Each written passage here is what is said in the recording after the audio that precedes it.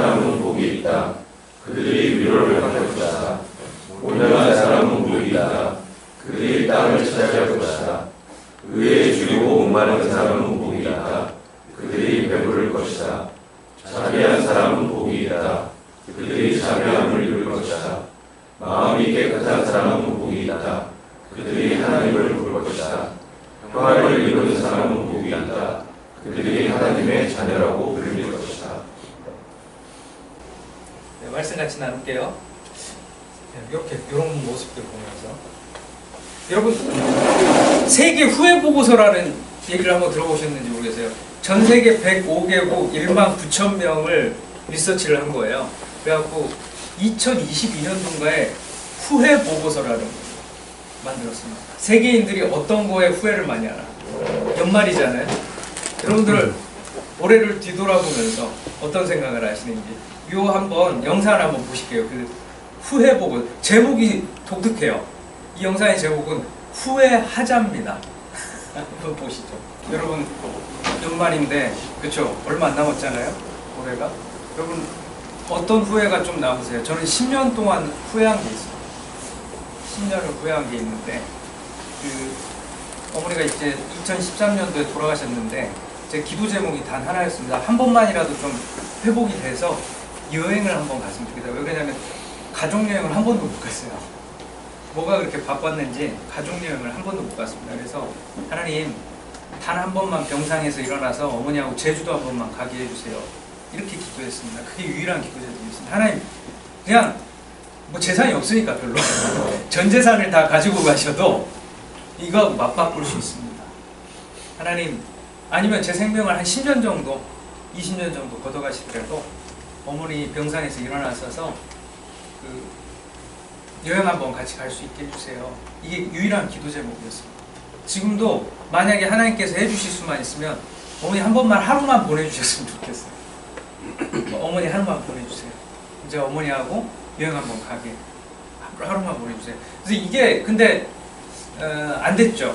그리고 나서 저는 이제 동생이 아이를 낳고 아이를 둘을 낳고 이제 키우는데 딱 가만 보니까 그 후회가 생각이 나서 동생이 어느 날은 그냥 지나가는 말로 제주도 가서 한 달 살이를 하고 싶다는 거예요. 그리고 제가 그 비용을 다 냈습니다. 한 달 가라. 왜 그랬을까? 이렇게 후회가 너무 나와서. 그래가지고 제주도 한 달 살이를 했어요. 그래서 마지막 그 한 달 살이 할 때 일주일 남았을 때 제가 또 거기 더부살이를 했습니다. 가가지고 이렇게 조카들 제가 봐주면서 부부가 나가서 좀 데이트하라고 하고 조카들 잘 봐줬습니다. 네. 여러분 우리가 인생의 마지막 때 후회하지 않으면 어떻게 살아야 될까요? 그 예수님께서 오늘 8복 그러니까 8가지 복에 대해서 얘기를 해주셨거든요. 근데 요거를 아까 말씀드린 대로 리키 킹 선교사님이 이렇게 초진이라는 아마 저희 제작에 관여한 걸로도 제가 알고 있는데 아무튼 넷플릭스에 런칭할 수 있도록 넷플릭스에서 방영될 수 있도록 이렇게 사업을 했는데 그 예수님께서 팔복 장면을 제자인 마태에게 미리 들려주시는 장면이 나오더라고요. 그래서 뭐 짧습니다. 기회가 되시면 넷플릭스에서 한번 찾아서 보세요. 이게 드라마로서도 아주 재밌더라고요. 여러분 오늘 본문에 보니까 뭐라고 돼 있냐면 마음이 가난한 자는 이라고 돼 있죠. 거기서 가난하다라는 말이 프로토스입니다. 네. 근데 이게 뭐냐면 절대적인 가난을 의미합니다. 푸토코스 제가 잘못 말씀드렸어요. 푸토코스인데 절대적인 가난을 얘기합니다. 이게 배경이 있어요. 이따가 뭐 오시면 제가 그 배경을 더 자세히 설명을 드리겠지만 뭐냐면 이게 이스라엘이 우리나라하고 좀 사정이 비슷해요. 주변을 강대국들이 둘러싸고 있다 보니까 그렇지 않습니까? 주변을 강대국들이 둘러싸고 우리도 강대국들이 둘러싸고 있잖아요. 그러니까 우리나라 사람들이 성경 이야기가 좋습니다. 그러다 보니까 굉장히 많은 외세에 의해서 지배를 받고 착취당하고 그랬어요. 그러니까 이스라엘 사람들 대부분이 이 절대적 가난을 경험해 본 사람들입니다. 그리고 예수님이 복음을 전하던 당시에 이 갈릴리는 진짜 여기저기서 침탈을 많이 당했어요. 그러니까 사람들이 헐벗어요. 마음이 가난한 거예요. 마음이 가난한 거예요. 그래서 이 푸토코스가 가난하다, 절대적 가난을 의미하기도 하고 또 뭐냐면 깨어져 있다. 막 부서져 있다. 그러니까 절대적 가난이니까 막 부서져 있는 거예요. 근데 또 마태복음에는 마음이 가난하다고 돼 있는데 누가복음 6장에 보면 그냥 가난한 자라고 돼 있어요. 그러니까 물질적으로도 가난하고 마음적으로도 뭔가 끼어져 있는 사람. 하나님밖에는 바라볼 수 없는 사람. 그렇죠? 물질적으로는 부유하다고 하더라도 병이 심해요. 그러면 절대적 가난이에요. 뭔가 슬픔이 있어요. 누구를 잃었어요. 그러면은 지금 오늘 장례식을 이따가 가야 돼가지고 장례식 옷을 복장을 하고 왔는데 그러면 또 마음이 가난한 거죠. 예, 깨어져 있다 이 말이. 그래서 푸토코스라는 거예요. 예, 근데 요 깨어진 마음을 갖고 있는 사람에 대해서 예수님께서 얘기를 하는 거죠.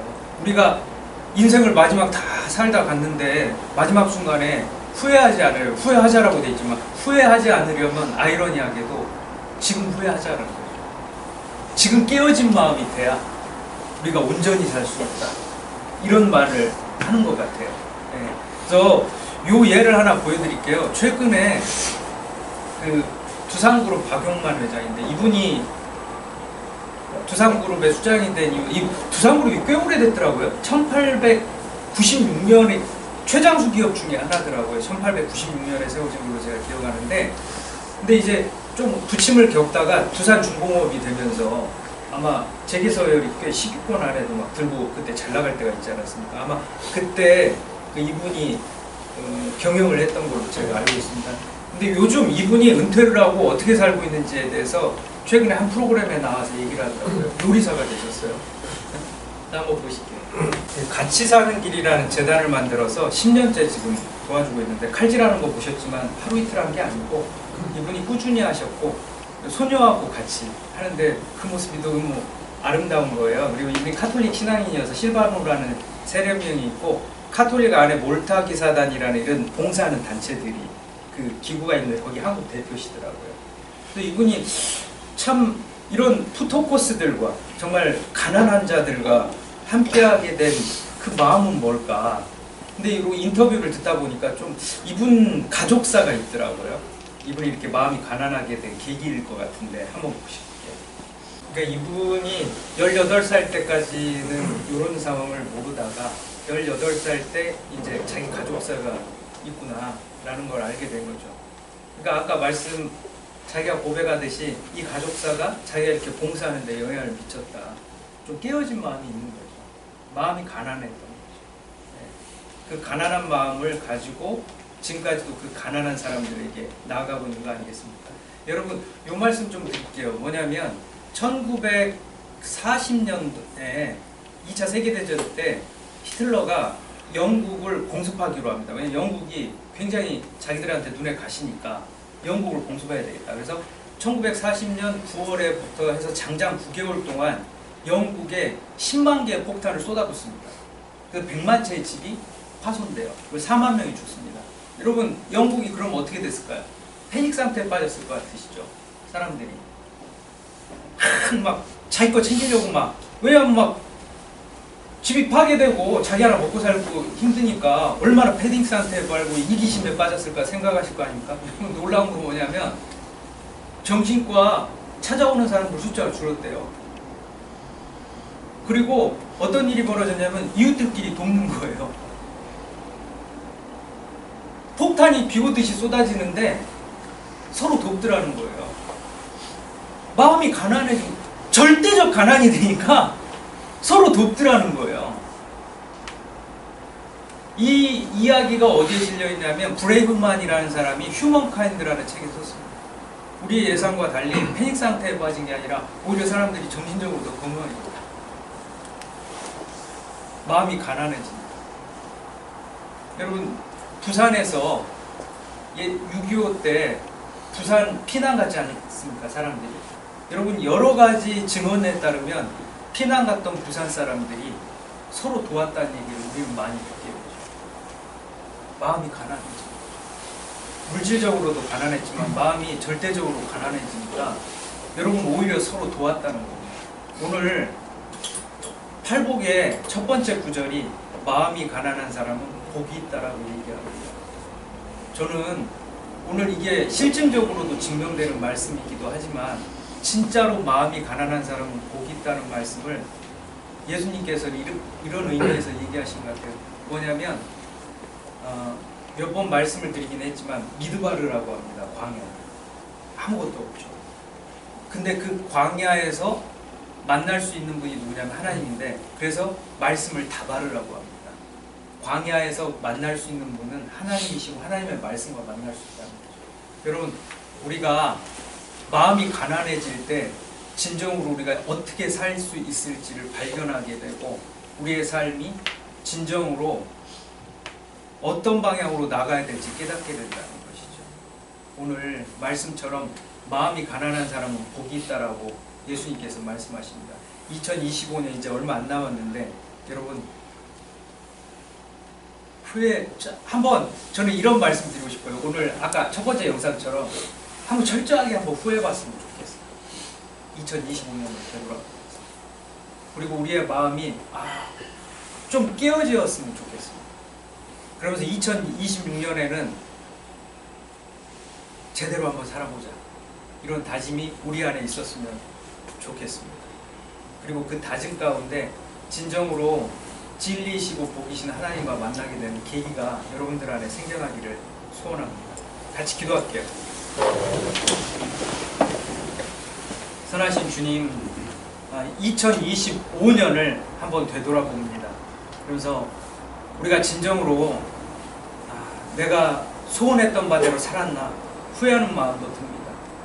2026년 또 12월이 됐을 때 우리가 후회 없이 살았다라고 말하기 위해서 무엇을 해야 될지 오늘 이 시간 스스로에게 질문하는 시간이 되게 하여 주시옵소서. 그러면서 한편으로 오늘 우리의 마음이 가난한 마음이 되기를 원합니다. 진정으로 가난한 마음이 되어서 우리가 어떻게 살아야 할지 되묻고, 2026년 이 시간이 되었을 때는, 12월이 되었을 때는 내가 인생을 진정으로 의미 있게 살았다라고 고백할 수 있는 그런 우리 삶의 진지한 고민과 추구가 있는 그런 삶이 되게 하여 주시옵소서. 주 예수 그리스도의 이름으로 기도드리옵나이다. 아멘. 이제는 우리 구주 예수 그리스도의 은혜와 하나님의 사랑과 성령의 교통하심, 가난한 마음 가운데 하나님이 채워주시는 복을 누리고자 원하는 하치의 모든 임직원들 위해 이제로부터 영원까지 함께 있을지어다. 아멘.